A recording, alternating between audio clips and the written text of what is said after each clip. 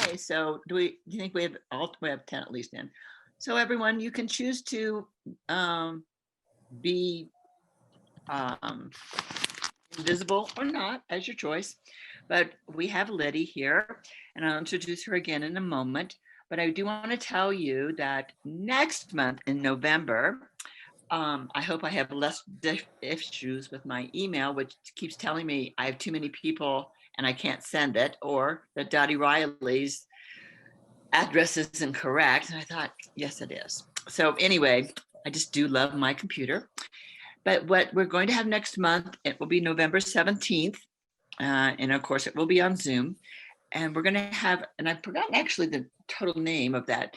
It's the new organization with the Justice group that's trying to make Los Alamos be an idyllic place where people are treated equally and people have respect. So they will be talking to us, and they have not yet decided who is coming. So you won't know for a while, but don't make doctor's appointments on November 17th. So having that, I've already told Liddie that people might be eating because we used to have lunch. And so I am still eating my breakfast. But anyway, you are welcome to do this. She's going to begin. You got a very long thing from me, and it was in the paper as well, on doing things. Jody's having problems doing something, Joanne, because her screen is pink. But anyway, so she's going to talk a little bit. You know, she's on the governor's committee, and then we can ask questions or do other things. Thank you, Carol Ann. Good morning, everyone. I think it's still morning, not quite noon. And I just want to say thank you to the League of Women Voters for inviting me today. I just wanted to start by just talking a little bit about the Governor's Council and some of the work that we are still engaged in. We were organized as a council and appointed to it. I believe it was sometime in early April. And we've been on the job now for about 7 months.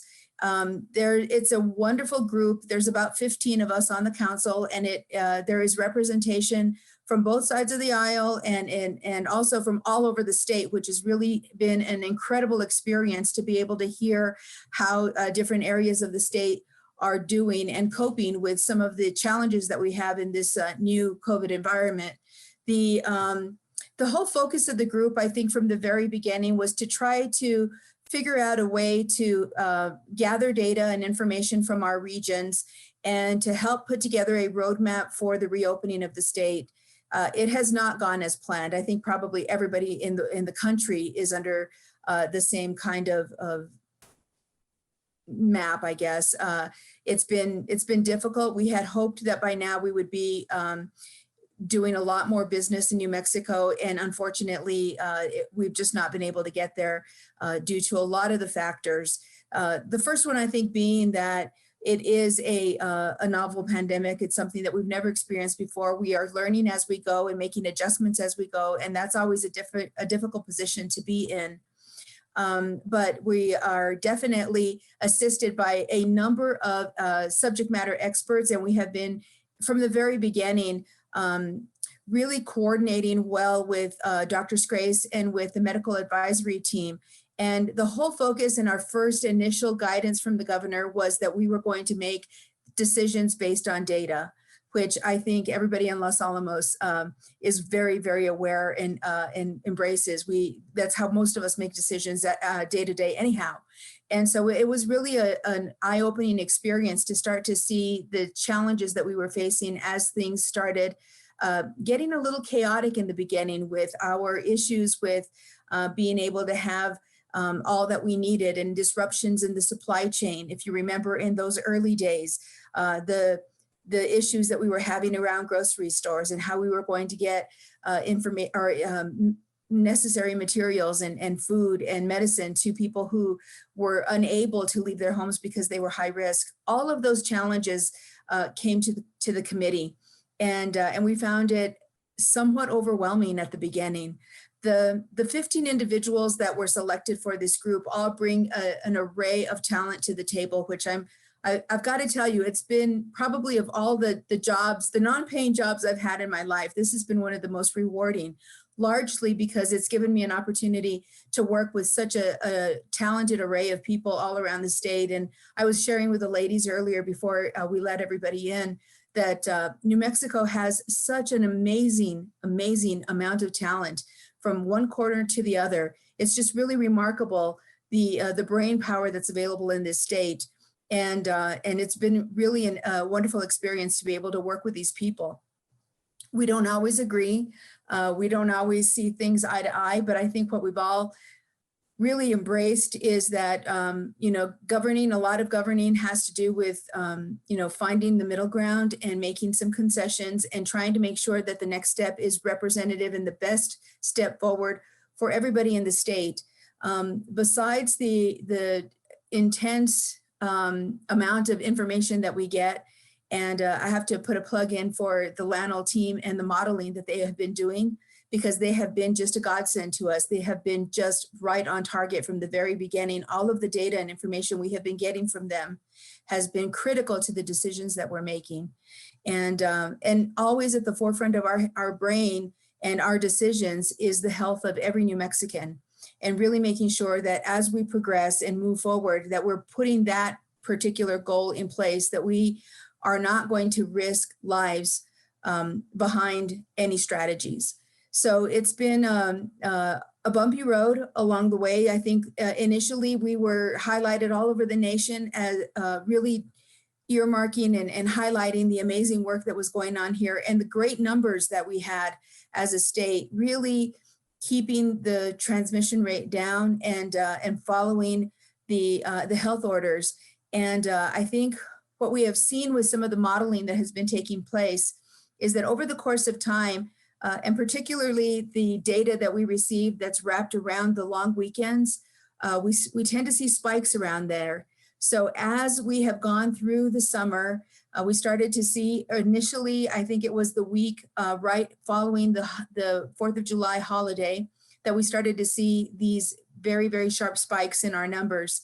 And it has followed through as we've gone through the summer. Every time there is a long weekend, within about 3 or 4 days, we start to see those spikes. And unfortunately, it's been creeping up to the point where this last week, in the last 7 days, we have had too many days of over 500 new cases that has really caused a lot of concern and has made, I think, the council really take another look at, okay, what can we change? What can we do to start helping New Mexicans make the right decisions about when to go out, if they should go out, how they should go out, what precautions we can put in place and start to figure out a way to mitigate some of these numbers.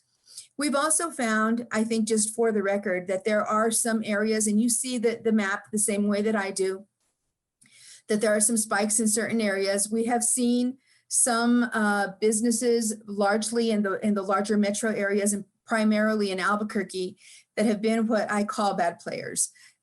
They are using a definition for a restaurant when really they're a bar. And because they're serving some snacks and food, they have found a way, that gray area, to be able to be looked at as a restaurant versus a bar. And we've seen some very high-risk activities associated with some of those organizations or businesses that are trying to do that. And so that is why the committee, this last time we met with the governor, which was last week, made the recommendation that we start closing the businesses that have liquor licenses at 10 o'clock. It was a really difficult discussion because nobody wants to have everyone punished for the bad behavior of a handful. And I personally don't think that was the best pace forward, but I think it was probably the right move for now. It may change later. We are working really, really hard on enforcement, which is something that we have been kind of at a tug of war with. The governor was adamant that we could self-regulate, that she didn't want to come down hard on New Mexicans and felt that we could all be responsible for our actions. And we have seen as time has gone on that that is probably the description for a very large majority of New Mexico, but there are some individuals that refuse to follow the safe practices and are putting people at risk. And so now we have no choice but to start looking at enforcement in a way that we had really hoped we would avoid. So those things are some of the of the discussions that come up. We initially, when we started working on all of the COVID safe practices, which we helped to organize and put and publish, we reached out to all the subject matter experts and the associations affiliated with those particular industries. And that was how we came up with the framework behind how we were going to do this, guided by the CDC guidance and also Hopkins, which has been a great resource for us as well. And then everything goes after that, after the recommendations are made through the medical advisory team to make sure that we are hitting the mark and not putting any of our resources at too high a risk. Right now, we are under conditions which I think are concerning for all of us because we are reaching the numbers where I don't know that we can really accommodate all of the potential hospitalizations that might be needed based on the numbers that we're seeing. So it's really critical for us to work hard to get those numbers down and not overtax our systems in healthcare and in the emergency room. We continue to work on these committees. Initially, we were working as a full council and meeting 3 times a week. Now we are meeting weekly as a council, and we're meeting then the opposite week as the committee meetings, and then we meet back again with the governor. None of us thought that 7 months down the road we'd still be doing this when we were asked to join this committee, but it looks like this is going to be a long haul. I don't see this happening or anything changing drastically very quickly. I think we are still going to be required to continue managing this through the end of the year and into the beginning of next year. But I hope that by April, we'll start to see some vaccinations and some other solutions that will help us control the virus in a way that we can get back to some normalcy of business. It breaks my heart to see the number of businesses that have been really hit hard and have closed behind this issue. And we have worked really hard to try to find ways to assist, leveraging some of the dollars that are coming from the federal government and even trying to find new money in the state to make sure that we're helping those that are in most need. But it becomes an issue.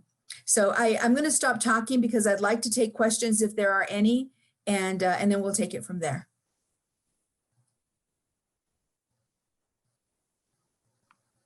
I can ask a couple. Oh, you leave it to Sure. me, right? So you said there were 15 people, and I was just wondering how those were chosen and who chose them, or did you put in an application? Yes, I'd like to be on this. I hope not, that makes you crazy. But anyway, I just wondered how, because I totally believe that it's, business people and not business people and scientists and doctors and, a huge group of people and politically inclined as well. So I just wondered how that occurred. So I am not sure how the rest of the committee was selected. I can tell you what happened with me. Okay. I was having a conversation with my husband when a call came in from one of the governor's chief of staff. And he called and asked if we could have a conversation, and we talked for a little while. He told me what the governor had in mind and what they were thinking at the time would be the required investment of time and talent into this group. They originally had targeted 10 people, but I think really to represent the state well, the 15 number is a really good number. And so they gave me some specific information and some vague information about what it was we were trying to do. And it wasn't until the council was actually put together that we started to really formulate what our duties were with a conversation with the governor. But I think that for the most part, it was really the governor's inner circle that made recommendations about individuals who they thought would be, a good potential candidate. And then they made the phone calls to see who was available. And then following that, once they were able to identify who would actually be able to participate, at that point, then the governor made some decisions about who that they would formally ask. And that was how I ended up being asked. It was a shock to me, quite frankly. I mean, I never expected that call to come, but it's been a ton of work, to tell you the truth, but it's okay. We are all focused on making things happen correctly in New Mexico. And we all care about what's happening, not just in our families, but our neighbors and our neighboring communities. And if I can help in any way, I always try to say yes. You have. Thank you. Anybody else have questions? So I just saw a question come up. It might be on chat. Was it Ellen? Well, I just raised my hand, but I see there's one in chat, so I don't want to push ahead of the line. Are you looking? Let me see if I can pull that up so we can see what that says. I'm sorry, I'm squinting. I'm having trouble with my vision. It's from Ed. It says, have you considered using county or municipal areas to apply different rules on shutdown rather than treating the entire state at one time? Thank you, Ed, for that very, very good question. Yes, in fact, we have discussed it repeatedly. Initially, when the council came together, we actually divided the state up into quadrants. And then after a lot of discussions, because it was going to be each of the four corners of the state, then we decided to add an additional, the central New Mexico as a different area. And so there were 5 different regions that we identified that we were going to be looking at those numbers. And there was a recommendation that came from the council about treating each of those particular regions based on their numbers and based on their abilities to follow the safe practices that we were putting out and how they were managing just the crowds, the masses, as far as public interaction and what rules they were going to apply. But as we moved a little bit further down the road, and it wasn't all that long, I mean, in a couple of weeks, things really changed. And some of it came from recommendations that were made from the medical advisory team. I think that it was largely because of the modeling that occurred and some of the preliminary information that we were getting. And it was also the governor's decision that she really felt like she wanted to treat the state as one and keep us united in this fight to, move forward. And I don't know if I can't really answer whether that was a good decision or a bad decision. I think that it just depends on where you sit. For some of the folks that have been very, very highly impacted, particularly our Native American communities, which I have a lot of concern about because they have some of the highest families at risk, largely because they have multiple generations living in the same household. And so that puts them kind of in a different factor where you're looking at risk overall. And is it really fair to have the entire state, impacted by what's happening in one community? I don't know. I mean, it's a hard call. I guess if you have family that is in that community, you see it from a lot of different perspectives. But we did initially start off looking at moving forward from that position of regions versus having the entire state move forward as one. Ultimately, the council makes recommendations to the governor, and the governor makes the final decision about what direction she would like to go in. And as I said, I don't know whether that was a good decision or a bad decision. I think it depends on the question. When you're looking at some aspects of the rule, I think it was a very good decision. And from other places, I think maybe it wasn't quite fair for some of those smaller communities. Mora didn't have a single case for the longest time. They were the only county in New Mexico for more than a month that had not a single case. And yet they were subjected to the same rules as everybody else. I don't know if I agree with that or I don't. It depends. I mean, it depends on the day because I do fluctuate on that, but it's a very good question. I think it's important for us to go back and take a look at that from time to time.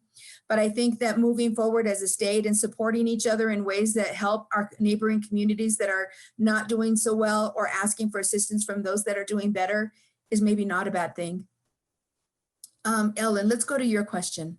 So I heard you mention enforcements, and the governor is speaking in less than an hour now, and I'm guessing that enforcement is going to be one of the topics she talks about. So let's say indeed we're moving forward with more stringent enforcement of the health acts that are out there right now in the state. What is this process? I mean, we have teenagers that are wandering around in close contact with no mask, but they're under the age of 18. Who's responsible for monitoring or enforcing that? Businesses, obviously, there must be part of our law enforcement, for instance, that engages in enforcement there. But I'm just curious how that is implemented, given that we have various circumstances, as you just mentioned. Right. So It is a very tough position to be in, to start looking at that. I think for as far as the businesses go, and the businesses have done remarkably well, and they have been incredibly compliant, creative, innovative in the way that they've shifted and pivoted to continue to do business. I'm just in amazement when I see the kind of successes that we have seen from businesses who have just decided that they are going to find a way to succeed. With regard to the enforcement, so there were some businesses early on that were slow to get on the train, so to speak. And there were some discussions and some fines that were issued to some businesses early on, but they were very small and there were very few. I think now what we've moved into, and I think people are fatigued, they've gotten tired with having to comply and with being cooped up. I mean, the reality is I myself, I try to be, a model for others because I have that responsibility being on the council. I really do stay home. I try not to go out. I make sure that I am following the letter of the law, but I sometimes need to get out of my house. And so that means I get in my vehicle and I go for a drive and I sing at the top of my lungs and I let go of some of that stress that's been building up. And I find ways to do that without endangering others. And I think there are ways to do that. With enforcement, I think what's going to happen is, those bad actors I was talking about, I think that's probably where we'll start because that's where we need to start.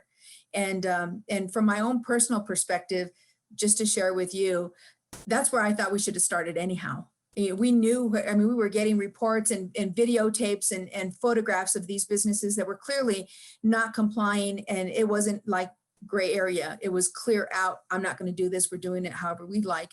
And that's where we should have started. And had we done that early enough, I think we could have curtailed some of this.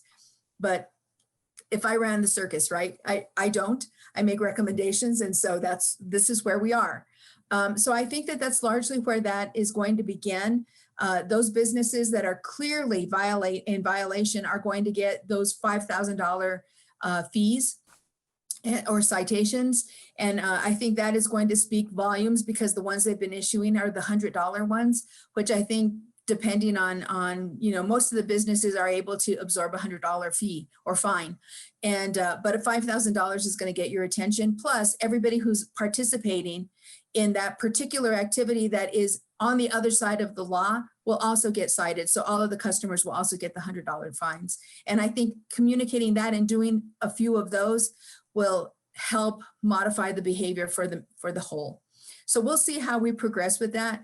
There are some very special circumstances, and you mentioned some, Ellen, quite frankly, the minors, that situation, that's a difficult one because, we'll need to engage the parents. I mean, that's really the only, I think, alternative we would have. And hopefully we're already doing that with our children, but, I see them too. I see young folks out there without masks and we need to figure out a way to correct that. I also get fatigued like they do. So I understand, but like I said, there are ways to, I think, get rid of that stress without endangering the general public or others, particularly your own families. So I hope that answers the question, Ellen. Yeah, thank you very much.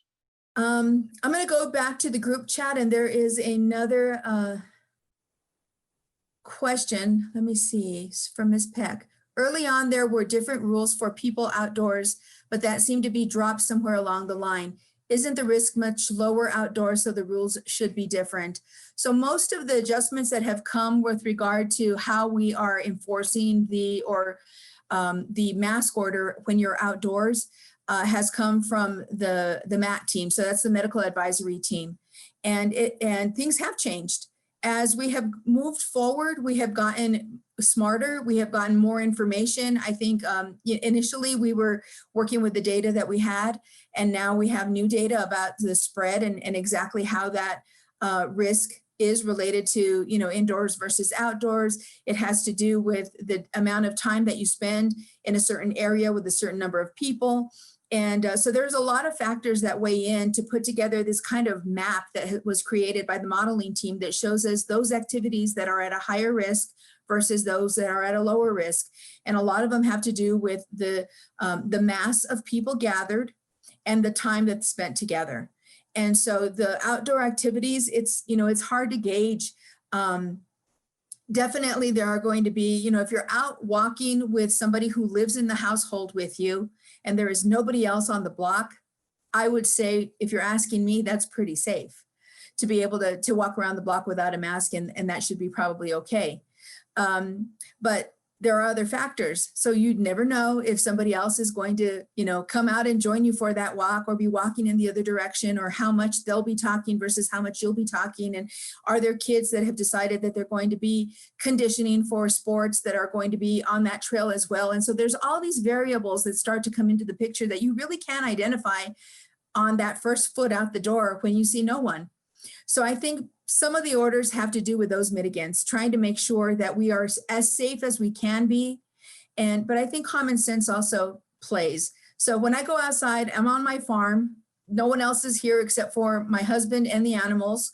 And it's pretty safe for me to walk outside without a mask. But if I'm going down the street, I'm passing by 2 or 3 households of my neighbors who have, grown children, but they also have little grandkids that are sometimes there and sometimes not. I take the precaution. I hope that answers that question. There's another from Donald on the group chat, so I'll go ahead and take that question. So your group is connected with the Thursday 3 p.m. governor's meeting. Yes, Donald, that's us. Other questions with regard to this particular topic?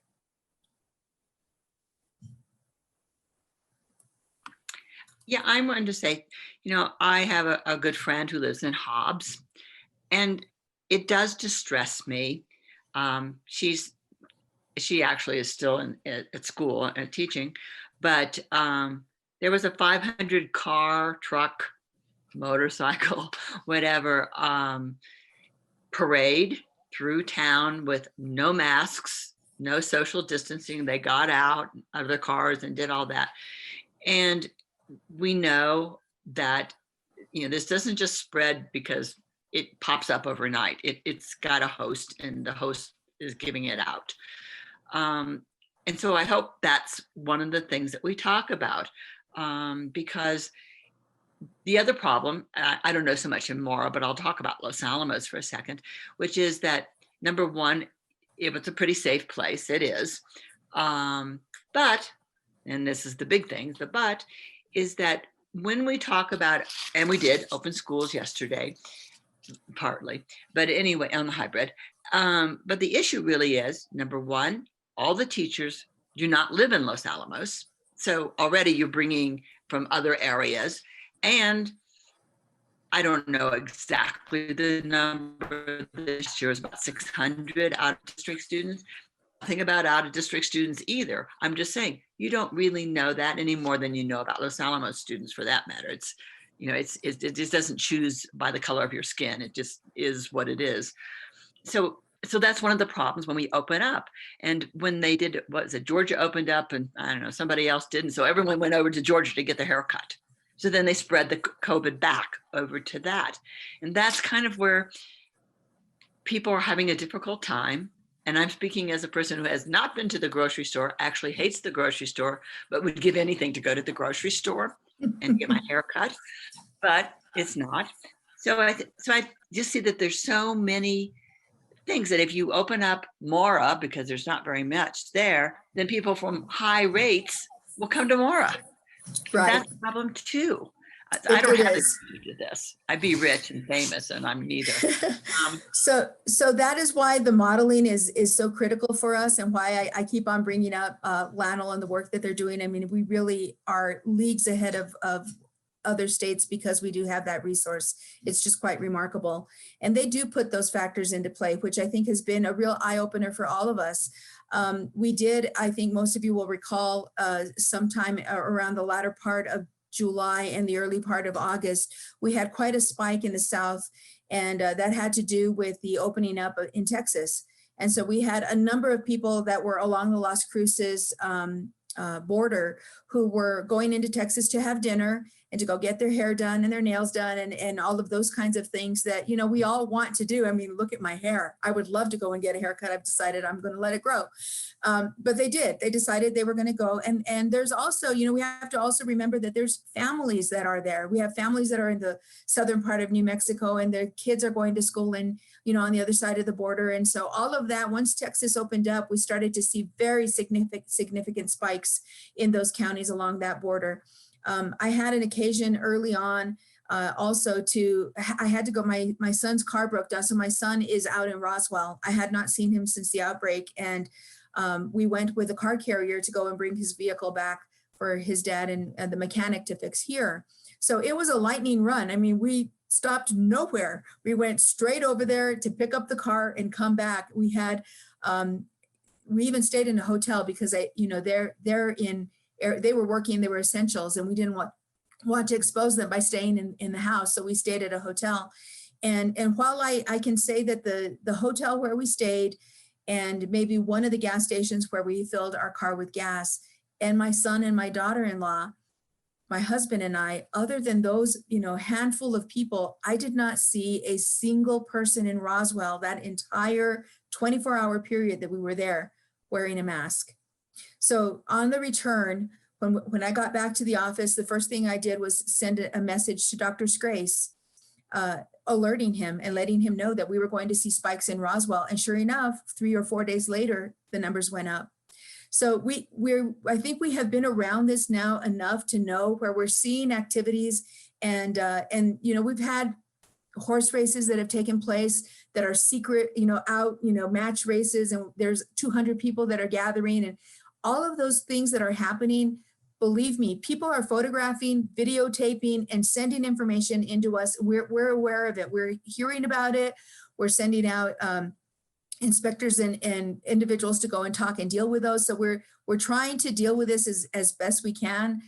We have had some areas or some spaces in time where we have been very, very low on resources. So when we started doing the contact tracing, it became very difficult because we had only a very finite number of individuals that were doing it, and the numbers were exploding.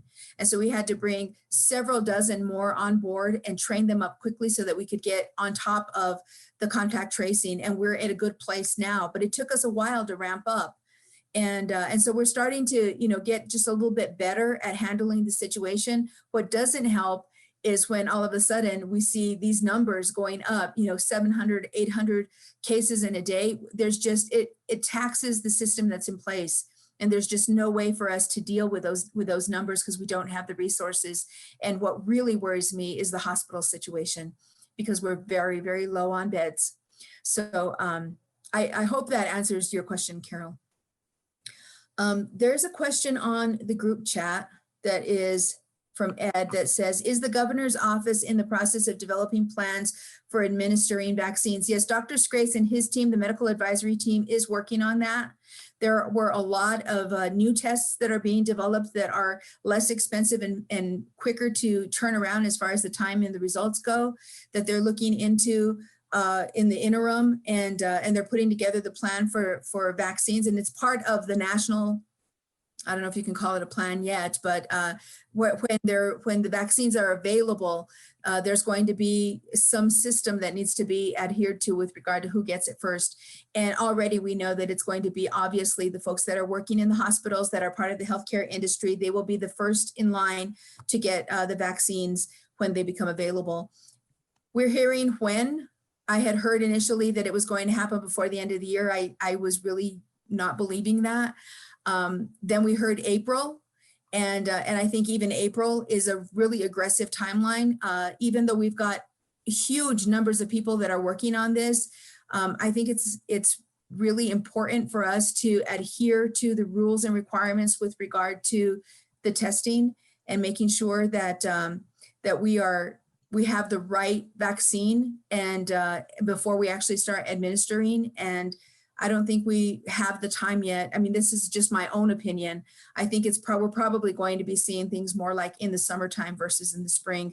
And I think the trial tests are critical to make sure that we have the right vaccine. And we won't know that if we're skipping that step. So that worries me. Other questions from the group? I'm writing one.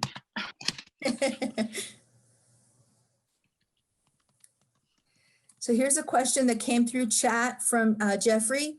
I am concerned that it's not just the paucity of the beds that are putting the state in a position where we will be unable to respond to the need, but also the lack of trained medical workers. Is there anything being done to address this issue? Yes, I agree with you. There definitely, it's taxing the entire healthcare system. So it isn't just that we don't have enough beds, that we don't have enough ventilators, that we don't have enough staff. I mean, we really don't have the right talent.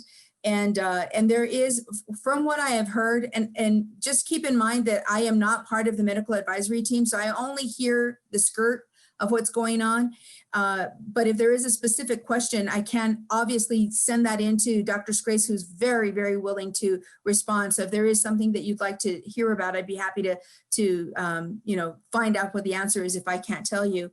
But what I do know is that they're working on trying to figure out a way to share resources.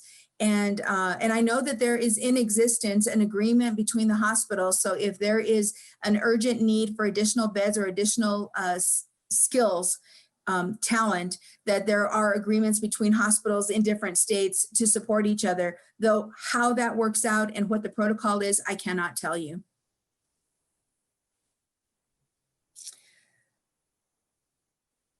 Okay, there is a question from Caroline. Here it is. It seems to be very, very difficult to get the high dose regular strenuous flu vaccine in Santa Fe, Albuquerque, and Los Alamos. That concerns me because this is just a regular flu. How will it be with COVID? That vaccine, I worry as well. I agree. I think that supply and demand is going to be a very big issue. The protocol on how we get the vaccine to the people that need it the most first is going to be very important. I have faith in Dr. Scrace. I can tell you that he is an incredible talent, and that his heart is in the right place where New Mexico is concerned. And so I know that the plan that he comes up with will be a great resolution for us. I wish I knew more. I would share it with you, but I don't. Those things are still in the works, and I know that they're struggling with getting support from the federal government right now. And Liddie, just for the regular flu, it just seems I have a friend in Albuquerque, which is the only reason I know about Albuquerque, CVS, Walgreens, I don't know, Walmart, all those places that give it, that they can't find this. So they've made an appointment, and it's been canceled twice, to come up here to get it from Smith's. Nambe doesn't have it. My doctor didn't have it. So, and I'm just talking about the seasonal regular flu right now. Right. So I only want to talk about that for a second, which is that how is it we can't get this vaccine for just that? I'm not even talking about the COVID right now, other than that is, of course, going to be of concern. But how is it we have been, people are really saying, even young people who are immune to everything, as you know, are getting that flu vaccine, the regular flu vaccine, because they've been told that if they don't take that and they get COVID, they will die, because they will have a double whammy. So they're doing it as well. So I don't know, where is that vaccine that people can't get it? Yeah, I know that That's part of your. I don't get a whole lot of information about the regular flu or other. What I can say is that just medical care has been difficult under these circumstances, and I think COVID has created an environment where the supply chain just isn't available for us. And that goes, across the board, to whether it's to get, a roll of toilet paper or an appointment with your doctor. I mean, and these are very serious issues that we're facing and dealing with there. I know early on when we were unable to get to the doctor, even for those individuals that already had scheduled surgeries, which are, that is a critical item that needs to be taken care of immediately. And they were shelved. So it is a worry I think for all of us. I wish I had the answer. I'm sorry that I don't. Yeah, I don't even know who one would ask. And to be honest, I'm not sure that it's only this year. It's just that it's more important this year. I think last year I said I wanted a little super flu shot, and they said, well, your insurance doesn't cover it. I said, fine, how much is it? I mean, I'm not going to worry about $60 for my life. And so, but he already had it ready. So I just took the regular one. But I think that that would be concerned for a lot of people, because we're just talking about the same seasonal flu that we've been getting shots for the last for a 25, long 30 time. years. I don't even Agreed. know who you would contact about that. Or maybe I'll call Christine and bother her. But it's just a comment, because I did actually get one yesterday, but it was very difficult. And the doctor was very nice to give it to me because I'm not her patient. But anyway, so that's why I was asking. Thank you. Yeah, I wish I had the answer. I don't. Other questions? Should we move on to another topic? I don't know how much time we have. About half an hour. Okay. So one of the other things, if there aren't any other questions, one of the other things that I was asked to talk about was just to give a little bit of background information about my coming on board and the work that I do with Enterprise Bank and Trust. And I've been with the bank now I just celebrated my 4-year anniversary. And so I've been with the bank since it was Los Alamos National Bank. And it was kind of an interesting way that I came on board. I actually had been working for one of the major subcontractors at the laboratory, SOC, which is they used to be the security contractor for the lab. And I had been there for almost 20 years, doing largely philanthropic work in the region. So all of the community investment in nonprofit and organizations throughout the 7-county region for the organization. I actually started with them when I was working with Senator Domenici on putting together the Northern New Mexico Economic Enhancement Initiative, which was the first language that appeared on the laboratory contract that required contractors to make an investment in the communities that surrounded the laboratory. And following that bit of work that I did with him, I ended up coming on board with SOC. In 2015, after 20 years with the organization and working really on community development and community investment, we ended up bidding for the contract in 2014. And in 2015, it was announced, and unfortunately, SOC was not successful in retaining the contract. And so at that point, I left with the rest of the executive team and actually took a bit of a sabbatical. I took a few months off, and my sister and I traveled all over the United States. It was actually quite a bit of fun. But I had an opportunity to do quite a bit of work with Jeffrey when we were both on the Lannel Foundation, and she was a member of the board for LAMB. And so at that point, when she knew I would be looking for a job at some point, my resume ended up getting submitted, and I was asked to come on board as the market president. This was back in 2016, right at the time when there was lots of transition happening at the bank. It's been a lot of fun. It's been a huge challenge, a learning curve for me to learn the banking industry in such a short time frame. But the community of Los Alamos has really made it a lot of fun. It's great to serve you guys. And it's been a really wonderful experience, really getting to know all of the families that we support, and being so engaged in the nonprofit organizations that support the social fabric of the community. It's been an honor to really be able to do that. I sit on about 4 boards right now, and all of them are in and around Los Alamos doing mostly community development work. So it's been really exciting. I think this year for the bank was a really incredible one, because we just came off of the merger, and quite a bit of work with the conversion and all that entails, to go right into this pandemic, and then the PPP program, which was quite a lift for every financial institution that engaged in it. To have the Small Business Administration turn on a dime and say, okay, this is what we're going to do, and we expect that you can help us as preferred partners. I'm so proud of the work that our team has done to be able to really shift. And I think we had 50 employees that we took off of their regular jobs and shifted them into a support program for the PPP program.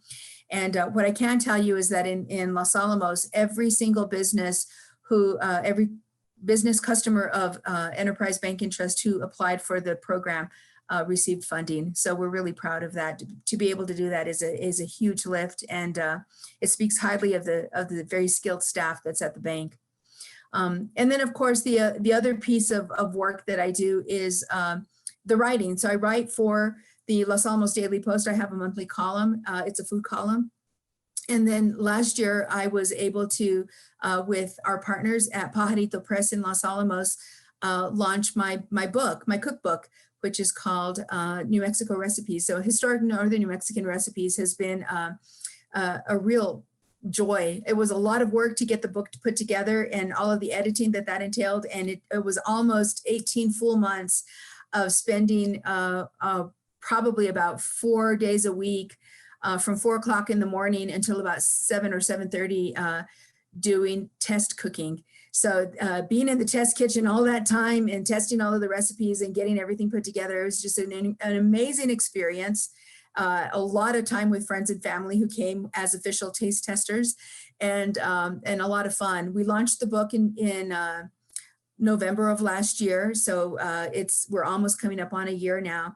And in that short time, we have already been awarded 3 awards, one an international award and one that is the New Mexico and Arizona Book Award, and then one local New Mexico Book Association award, which we're really proud of.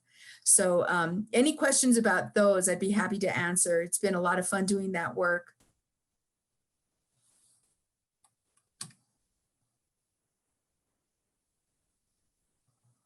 So Jody says, I absolutely love your cookbook and the wonderful traditional recipes that we grew up with. Thank you. It's been a lot of fun engaging with the community. I really regret, one of the things that I regret that COVID kind of took away from us was the opportunity to do more online or live book signings, because it's so great to hear from the individuals who actually have the book and are using the recipes, and to start chatting and talking about, the different skill sets and how we do, substitutions and modifications, and the fun that we have with our nieces and nephews or grandkids, if you have them, and teaching them the traditional cooking in New Mexico. It's just been such a wonderful experience to be able to talk to everybody about that.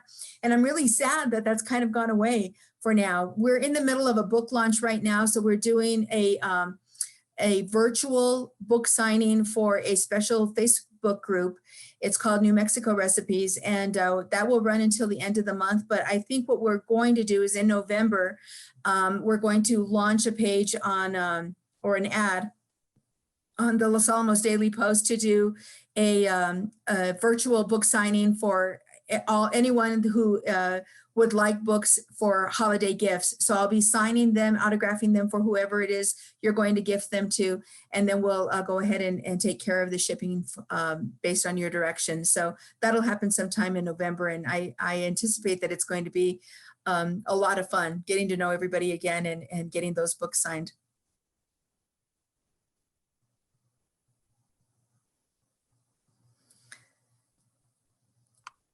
Well, I have another question. I seem Sure. to not have difficulty with that.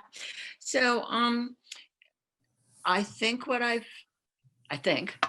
that what I've been reading is when, and I don't think that's any time in my near future, people are able to get a vaccine, because they're still working on it, and some have already dropped out of this because it's not working. Thank you. I'm good that they're doing that. But, and they talk about essential workers, which I think is a really kind way of saying underpaid, but other than maybe medical doctors, and I'm not sure even how they're getting paid. But regardless, that these would be some of the first people who would get this. And, because people who are in contact with public are the people who should have that vaccine.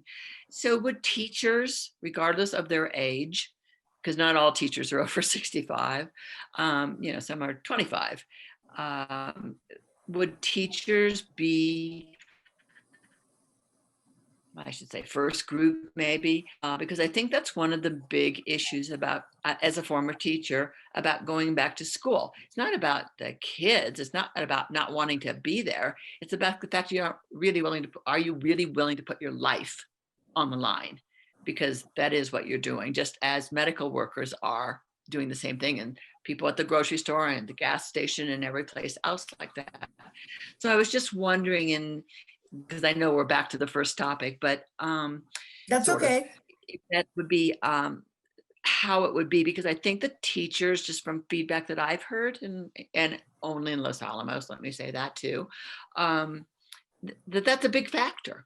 You know, if they knew that they had that vaccine, as well as keeping clean, as well as wearing masks, you know, all those things, nothing getting rid of none of that. But would that still be, would they be considered in that first group?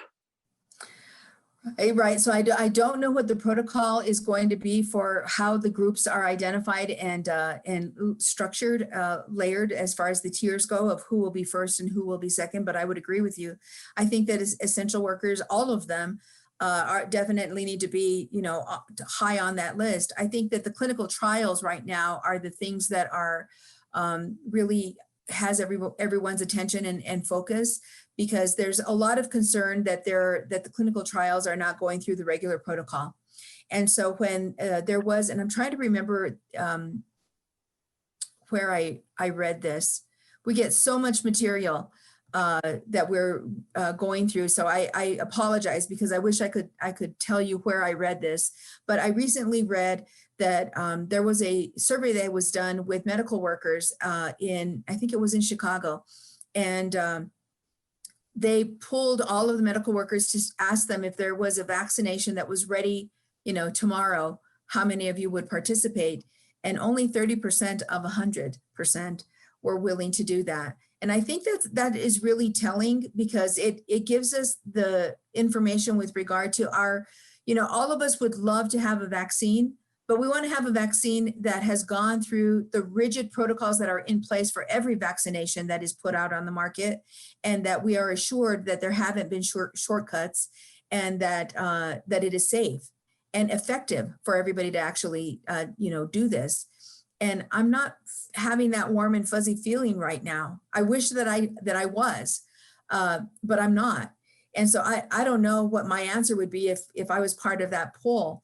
But I can tell you that the 30% response of, you know, 30% of people who are working with individuals that are infected with COVID, and they're working with them every day, and only 30% of them would be willing to get the vaccination if it was available tomorrow, tells us something.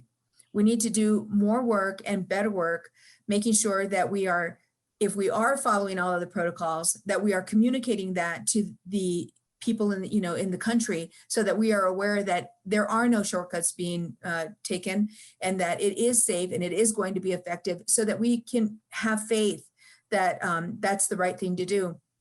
But if we're rushing to the gate for just to try to be the first ones there, I think we're making a mistake. I think you probably speak for a large percentage, clearly, of Los Alamos, but probably the country. And you know, the issue is so big, and I don't know how to address it either. But you know, we have this whole group of anti-vaxxers, and when they talk about words like herd mentality, but we really mean herd immunity, it's really about the vaccines, I believe, and not, you know, not killing 2 million people, you know, to get that. So we have people, and that's what we just saw, that big measles outbreak in Disneyland a few years ago, because we didn't have enough people immunized against it to get it. And I'm, you know, most of the people on here have had all those diseases, mumps, measles, chickenpox. We've already done all that. But I don't know. I thought that New Mexico actually had a law that you had to be vaccinated to be in school and show proof of that. That's my understanding. I think that law is still in effect. I think that the only Exceptions, maybe. waiver that you can get is religious, I believe. And I think they're probably going to put some stricter religious kinds of things on that. I mean, there are some, absolutely, you know, that do. And I don't know. I'm so glad I'm retired. That's all I want to say is I'm so glad I'm a retired teacher. Thank you. Does anybody else have some questions, comments? Someone just came Letting her off early? on chat. So it's Becky.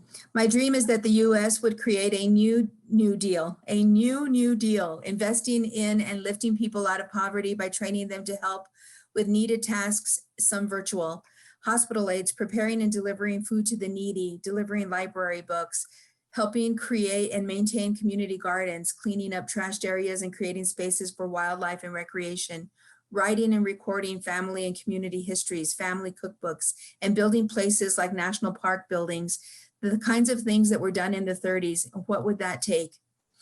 I agree. I mean, that I remember the bookmobile coming to my home when I was a kid, and the level of excitement, because I was always a reader, that I had in being able to select a book or two until the next time. And those kinds of programs are so incredibly important and effective for our communities. One of the things that we have been working on is a roadmap for New Mexico's recovery. And I was writing down some notes because I'm going to take notes when the governor speaks a little bit later to see, where we all stand as far as the recommendations that are made. I do this every time. The recommendations that are made and the final results as she is speaking about them. We have found based on all the work that we have been doing for the last 7 months, we have found some very, very large gaps in New Mexico that have to be dealt with immediately. And it's something that I think everybody has agreed on. I don't think there was a single person who said, no, I don't agree on the Governor's Council. And the first one is a expansion and investment in broadband. One of the immediate things that we saw when everyone had to work from home and we were all then so dependent on our connectivity was that we had very, very large gaps. The more rural you went, the worse the situation was for those particular families. When you have, even if it's a one-parent family with 2 children, you need to have not only 3 devices for all 3 of you, 2 to be in school and 1 to be working, all from home. You need to have the broadband to be able to handle that kind of connectivity, and we don't have it.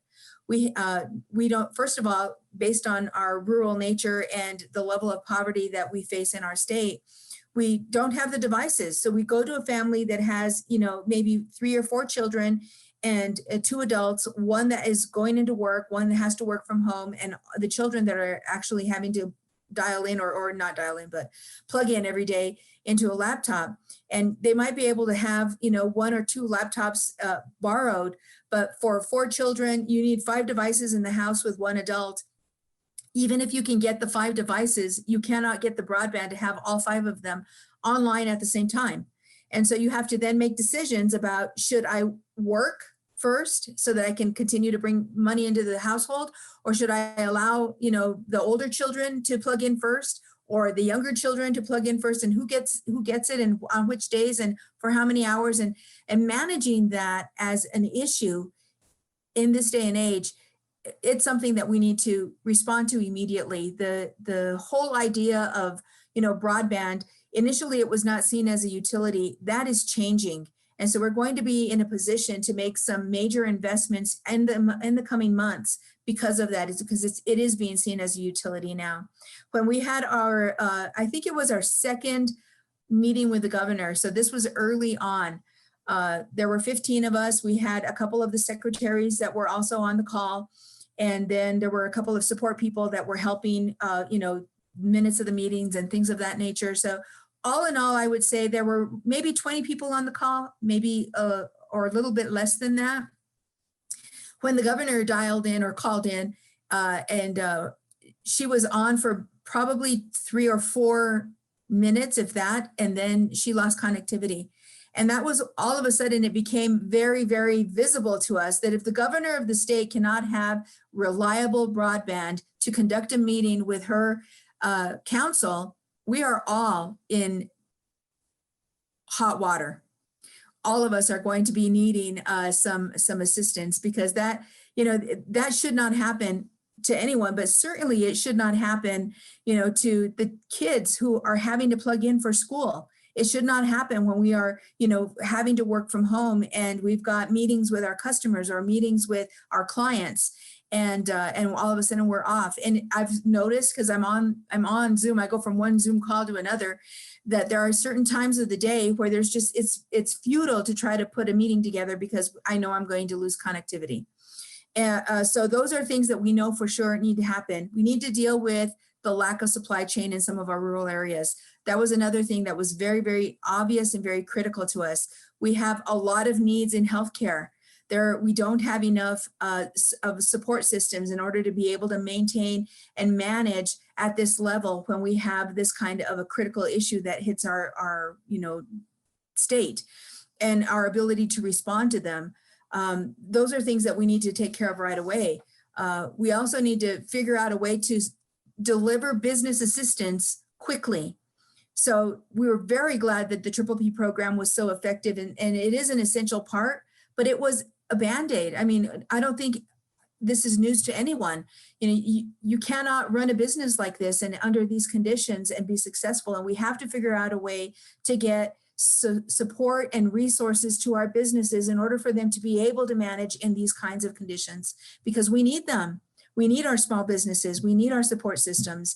And when we are in these critical times, it's important that we not forget that. We need to figure out, it comes back to broadband. If there was a way for us to allow for our businesses to do a portion of their business online, have online stores and an ability to deliver resources and goods and services out into the public, they would be in a better position. And we have not done that well. So there are obvious gaps that we have identified within the state that we need to pay attention to. And we are. The roadmap, so we've been working on this roadmap now for about maybe 5 months. And whole sections of it are already at final draft. And we've got some that are still in, I would say probably second draft, that we're still working on. And they're going through in portions for the final approval from the governor's staff. So we're very close to being able to provide it to the public. And there's a lot of information about state assistance, about business assistance, about broadband investment, how we're going to deal with, our lack of, being able to provide our children with a sound place for them to be able to go to school. We've got children that are in rural areas that are having to drive to certain places and do their work inside of a vehicle because they don't have access to connectivity. That is not okay. It's not okay for us to have the large group of our rural students doing that. So there's a lot of work that needs to be done, and we're trying to get our ducks in a row. But I would find it very, very interesting to hear feedback from you when this report. So it's called the roadmap. When this roadmap is published, and it should be coming out in the next few weeks. Please provide feedback. I would really love to hear it. And just so you know that the council, how we work, if you think that you have an idea, or if you need some assistance in pushing something through the committee for a specific business that you have, the best way that I have seen this work is to, first of all, identify other like businesses like yours, and then get some consensus about whether this is really an idea that is going to be embraced by everyone in that industry. And as a group, put a letter together about what you think needs to change and send it to me with very specific information. I am not an expert, but I definitely can be an advocate. If you think that there's something that should be changed that we're doing that could be done better, tell us. That is my whole role. Call me. You guys know how to get in touch with me. I am happy to deliver that message. The ones that have been the most successful are the ones that do get that industry support, write the letter as a collective rather than as, a one-off. Send it to somebody on the council who you have contact with, and our names are everywhere. You can find us. It doesn't have to be me. It can be any of the members, but I know you. So, it can be me. Send it to me. And then I'll read through it. I'll call you if I have any questions, and then I'll present it in committee and try to get some support for you. And if I'm able to get that support from committee, then it goes to the full council when we meet, and we make the recommendation once the council agrees to the governor to include it or to change it or modify it, whatever it is that you're asking us to do. This council is put together not just to advise the governor, but to advocate for our communities. And so definitely make sure that you remember that, and that, I'm happy to take those calls or send me an email. And we can talk about any of those items that are pressing items for you. If they are of concern to you, they are of concern to me. And Liddie, somewhat off the subject. So the governor's talking today at what time? I think it was at 1:30. Does somebody know? I know the time has moved around, so I'm not quite sure. It may So be the last time I checked, KRQE said 1 o'clock, which is 1 o'clock. 2 minutes away. On the Channel 13, I believe. same one always on. Same one she's always on. Oh, okay. Because I wanted to hear it and I seem to miss them. But Right. I am going to listen Okay. today. Does anyone else have a question or a comment other than we really thank you for all this information, which we would never have known had you not agreed to come, Liddie. Thank you so much. Does anyone have anything? Because otherwise we can let everyone go and you can go turn on KQ, whatever. Oh, and I do see something. Oh, it's at 1 o'clock. Thank you. And Dottie Riley did have a Oh, yes. comment, which I think is important, by the way. Thanks, Dottie.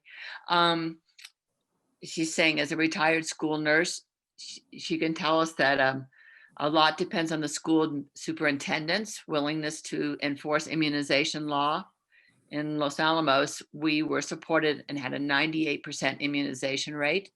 Much also depends upon the medical community's willingness to enforce. And I Agreed. think that makes people feel safe. You don't feel safe if, when I was a teacher, honestly, I didn't think about it, but we weren't dealing with pandemics, and I was invincible. I remember thinking that for sure. Clearly not true, but I'm glad to know that Los Alamos is doing that because we need to. Right, it's important. I can't thank you all enough for allowing me this time, and I encourage you to please reach out if you have things that you think the Governor's Council needs to hear. I'm happy to carry that message and be your advocate. And thank you to the League of Women Voters. You guys do phenomenal work all the time.